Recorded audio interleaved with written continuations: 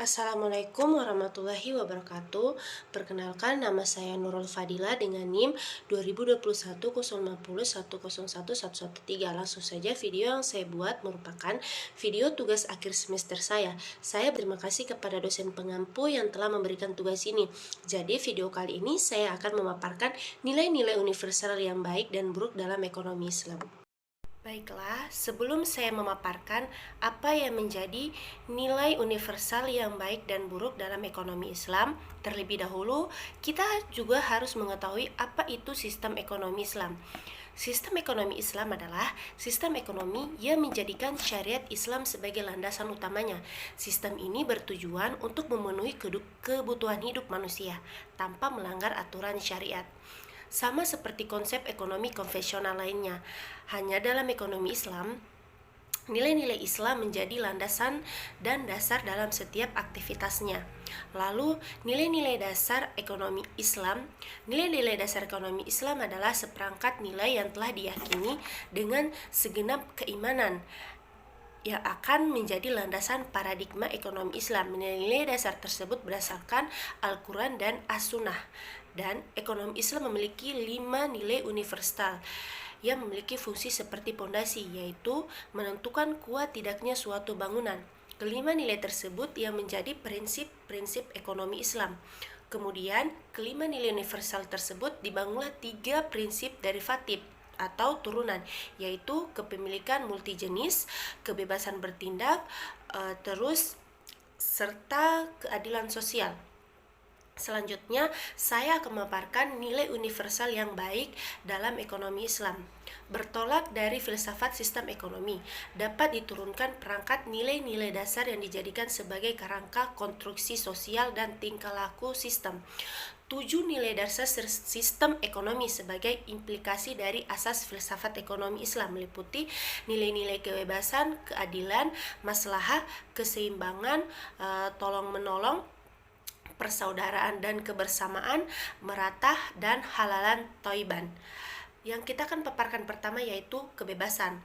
Dalam sistem ekonomi sosial tidak mengenal kebebasan individual karena segala sesuatunya diatur dan ditentukan oleh negara secara sentralistitis. Sedangkan dalam sistem ekonomi liberalisme, kapitalisme, masalah kebebasan orang sangat mendapatkan tempat yang terhormat. Bahkan negara tidak boleh ikut campur dalam urusan mereka, termasuk dalam bidang ekonominya. Di dalam sistem ekonomi Islam, masalah kebebasan ekonomi adalah tiang pertama dalam struktur pasar Islam. Kebebasan didasarkan atas ajaran-ajaran fundamental Islam, atau dengan kata lain, nilai dasar kebebasan ini merupakan konsekuensi logis dari ajaran tauhid, di mana dengan pernyataan tidak ada Tuhan selain Allah, artinya manusia terlepas dari ikatan perbudakan baik oleh Allah maupun manusia itu sendiri. Selanjutnya kita akan bahas adalah keadilan. Adil dalam kamus bahasa Indonesia diartikan dengan sama berat, tidak berat sebelah, dan tidak memihak, atau bisa juga diartikan tidak melebihi atau mengurangi daripada yang sewajarnya, serta berpihak pada kebenaran. Dalam ilmu hadis, keadilan diartikan dengan sifat yang terpatri dalam jiwa seseorang untuk senantiasa bertakwa dan memelihara harga diri, menjauhi dosa besar seperti syirik, sihir, membunuh, memakan riba, memakan harta anak yatim, melarikan diri sewaktu perang berkecamuk, menyakiti kedua orang tua, dan mengharapkan kehalalan dari Baitul Haram, dan menjauhi dosa kecil seperti mengurangi timbangan sebiji, mencuri sesuap nasi makanan, serta menjauhi perkara mubah yang dinilai mengurangi harga dirinya. Kemudian masalah, menurut istilah, masalah adalah mendatangkan segala bentuk kemanfaatan atau menolak segala kemungkinan. Merusak adalah ungkapan dari keseluruhan kenikmatan yang diperoleh dari usaha yang telah dilakukan dengan segala hal yang masih berhubungan dengan manfaat tersebut. Sedangkan kerusakan merupakan keseluruhan akibat yang merugikan dan menyakitkan, atau segala sesuatu ada kaitannya dengan kerusakan tersebut. Masalah adalah apa yang kembali kepada pokoknya, kehidupan manusia dan kehidupan yang sempurna. Kemudian yang kita bahas adalah keseimbangan. Keseimbangan merupakan nilai dasar yang mempengaruhi berbagai aspek tingkah laku ekonomi seorang muslim. Keseimbangan adalah tidak berat sebelah, baik itu usaha kita sebagai individu yang terkait dengan keduniaan dan keakhiratan, maupun terkait dengan kepentingan diri dan orang lain tentang hak dan kewajiban. Kemudian persaudaraan dan kebersamaan. Persaudaraan dalam aktivitas ekonomi dan bisnis adalah kebersamaan universal, kepercayaan bahwa sumber daya adalah amanah, kewajiban agar berpola hidup hemat dan sederhana, dan setiap individu memiliki kebebasan dan pertanggungjawaban, dan kebebasan tersebut dibatasi dengan kebebasan antara sesama manusia sebagai wujud dari hablum minan nas. Semua itu dalam rangka untuk mencapai tujuan syariah, magosyid syariah, yang mana magosyid syariah dalam perspektif Al-Ghazali adalah untuk menciptakan kemaslahatan dan kesejahteraan manusia. Hal ini dicapai dengan menjaga atau melindungi agama. Prinsip persaudaraan atau kekeluargaan juga menjadi tolak ukur tujuan ekonomi Islam menciptakan manusia yang aman dan sejahtera. Ekonomi Islam mengajarkan manusia untuk bekerja sama dan saling menolong. Islam mengajarkan kasih sayang antara manusia, terutama pada anak yatim, fakir miskin, dan kaum lemah. Kemudian yang kita bahas selanjutnya adalah merata. Ekonomi Islam memiliki konsep distribusi pemerataan kekayaan atau pendapatan secara merata bagi masyarakat, sehingga tidak ada ketimpangan ekonomi yang mencolok di dalam masyarakat. Adapun instrumen yang digunakan menggunakan zakat, hukum warisan, hukum wasiat, wakaf, zakat fitrah, uang tebusan, infak, dan sedekah.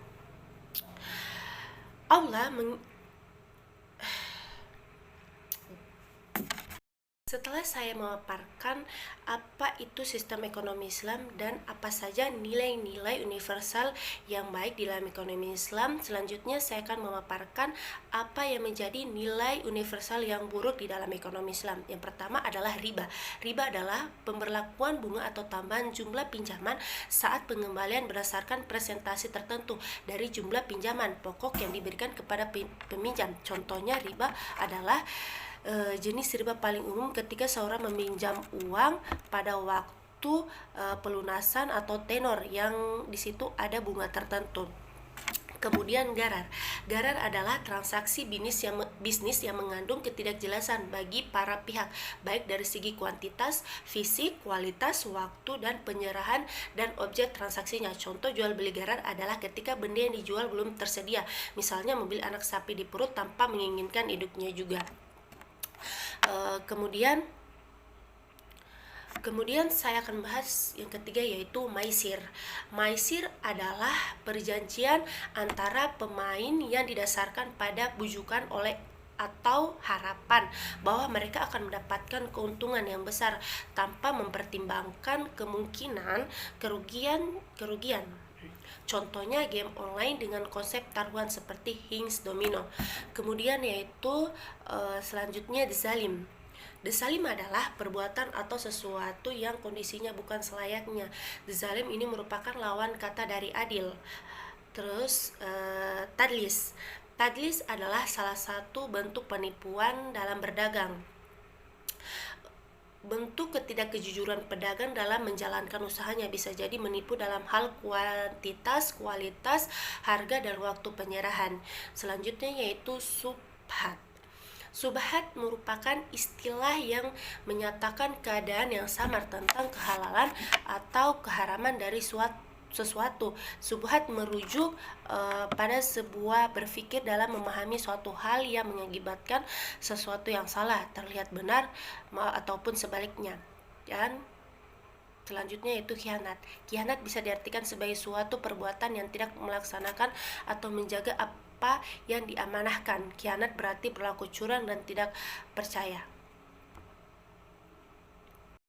Jadi, kesimpulannya, ilmu ekonomi Islam merupakan ilmu sosial sekaligus ilmu agama yang tentu saja tidak bebas dari norma-norma dan nilai-nilai moral, karena nilai moral merupakan aspek normatif yang integral dan harus dimasukkan dalam analisis fenomena ekonomi serta dalam teknik pengambilan keputusan yang berdasarkan syariah, sehingga dapat menghasilkan konsep yang kompatibel dan universal serta menjunjung tinggi asas manfaat.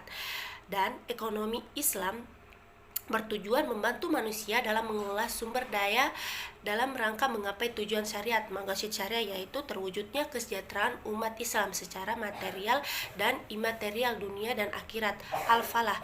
Nilai-nilai universal yang baik dalam ekonomi Islam meliputi kebebasan, keadilan, maslahah, keseimbangan, tolong-menolong, persaudaraan, dan kebersamaan merata. Halalan thayyibah. Baik, itulah tadi pemaparan materi saya, semoga dapat dimengerti. Terima kasih.